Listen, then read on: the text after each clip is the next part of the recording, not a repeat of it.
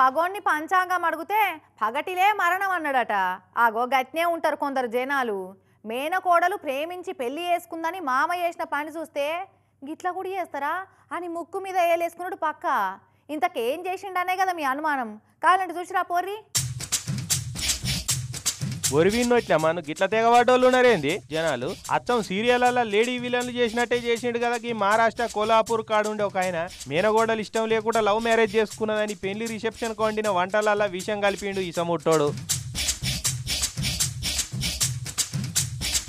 పుట్రే అనే ఊర్లో ఉండే ఒక ఆయన మేనగోడలను చిన్నప్పటి సందే ఆయననే సాధిండట. అయితే ఈ నడుమ ఆ మేనగోడలు ప్రేమించిన ఆయనను పెళ్లి చేసుకున్నదట.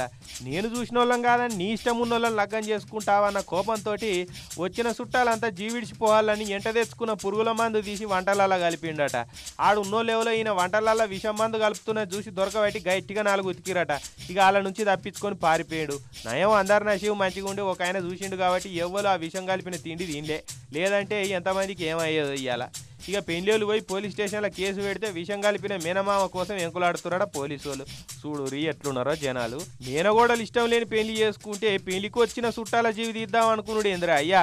ఇంత దుర్మార్గం ఏడనుంటా అది. ఈ విషం కలిపే సీన్లన్నీ సీరియళ్ళల్లో లేడీ విలన్లే ఎక్కువ చేస్తుంటారు. అవి చూసే నేర్చినట్టున్నాడు అని తిట్టుకుడా వేయరట పెళ్లికి పోయిన చుట్టపోలు కూడా.